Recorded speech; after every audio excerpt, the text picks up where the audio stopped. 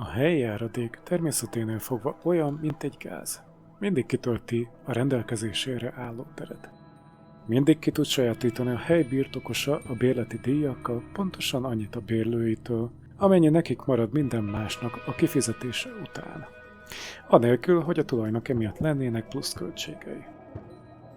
Szóval, ha albérlő vagy, akkor lehet, hogy amiatt aggódsz, hogy át fogják rád hárítani az értékvisszanyerést. A jó hírem az, hogy lehet, hogy még csökkenni is fog a lakbéred az értékvisszanyerés miatt. Feltéve, hogy tényleg üresen áll az az 570 000 üres lakás, amit a KSH talált az utóbbi időben. Az értékvisszanyerés különleges ebből a szempontból. Valószínűleg az egyetlen adó a világon, amit lehetetlen fogyasztókra áthárítani. Hogy miért, az nem sokára te is látni fogod. Az első és legfontosabb mechanizmus, ami megvéd téged, az, hogy ha megnövelni a lakbéredet a főbérlő, akkor éppen elismerte, hogy drágult a hely, és ezzel növelte az adóját. Csak jelenteni kell a hatóságoknak, hogy többet fizetek, pedig az épület nem változott. NANI?! És utána kezdődhetne a tulajdonos számára a fárasztó munka a telek értékének az évközi módosításához. Az épület többi lakástulaja különösen mérges lesz a túlkapzsi tulajra, aki nem akarta fejleszteni az ingatlanát. Egyébként mi tartja a főbérlődet itt és most, adók nélkül vissza attól, hogy megnövelje a lakbéredet? Egyetlen dolog, az, hogy nem tudod kifizetni. A telkek nem termékek. Nem tud egyik telek a másikkal versenyezni azért, hogy lenyomódjanak az árak. Mindegyik egyedi. Mondhatod, hogy van eladó hely máshol, de te nem máshol akarsz lenni, hanem ahol dolgod van, ahol a szeretteid élnek. Tehát nem sok választásod van, az adott hely bérletét kell kifizetned, vagy rengeteget ingáznod, ami nem sokkal olcsóbb. Ezt a profithajhászást annyira durván tudják tolni a kiadó ingatlanoknál, hogy gyakorlatilag elsőfokú árdiszkrimináció áldozatai az albérlő, azaz a díjszabások személyre szabottak. Ilyet általában csak a nagyon erős monopóliumok vagy kartellek tudnak csinálni. De persze, amit most elmondtam önmagában, csak okoskodásnak tűnhet. Vannak viszont valós kísérletek is, amik kimutatták, hogy tényleg nem passzolható tovább ez az adó. A legjobb tanulmányt erre Dániában végezték. Dánia már hosszú ideje alkalmazza az értékvisszanyerést kicsi kulcs mellett egy bizonyos értékhatár fut.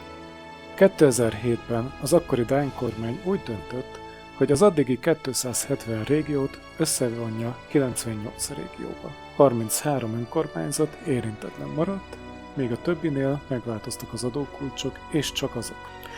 Endogenitás kiküszöbölve, van kontrollcsoport, a közgazdászok ölni tudnának ilyen jó kísérleti körülményekért. Az eredmény szépen mutatta, hogy az erősebben adóztatott környékeken süllyedtek az ingatlanárak, bérleti díjak, és vice versa. Ezredékes növekedések egész százalékos ingatlancsökkenésekhez vezettek. Ha át tudták volna terhelni az adót, a tulajdonosok akkor pont, hogy növekedtek volna az árak a növekvő kulcsok miatt. A harmadik okoskodás pedig így néz ki. A közgázban az adóteher megoszlását az eladó és a vevő között a termék kereslet-kínálat görbéjének a vizsgálatával szokták megjósolni. A grafikon vízszintes tengelye az eladható mennyiség, a függőleges tengelye az egységára a terméknek. Az eladók, avagy a termelők a kínálati görbén helyezkednek el, ami egy növekvő függvény.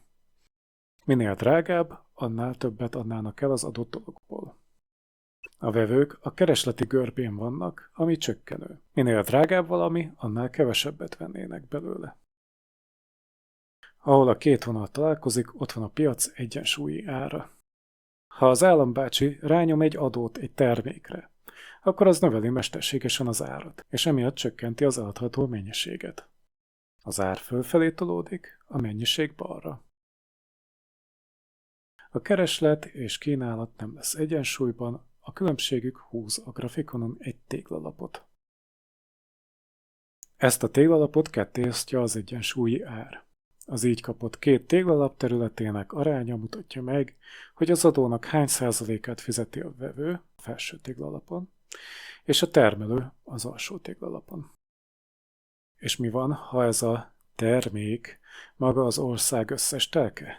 Hát a kínálat egy függőleges vonal, mert a telkek mennyisége fix. Nézd csak meg, hogy hová mennek a görbék. A kínálat nem megy sehova. A kereslet is legfeljebb csökkenni tud. Az árak vagy egy helyben állnak, vagy csökkennek az adózás hatására.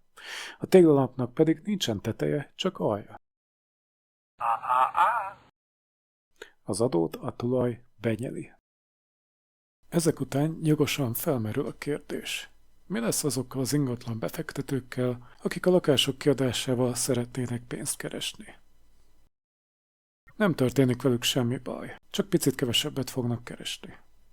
Maga az épület és egyéb fejlesztések adómentesek. Ha úgy akar valaki lakbért emelni, hogy mellé felmutat egy a növeléshez hihető összegű lakásfejlesztést számlával, akkor nem változik az adóterhe.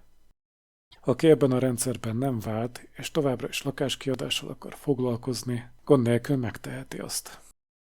Az üzlete sokkal legitimebbé fog válni, hasonlítani fog a tényleges szállásszolgáltatásokra.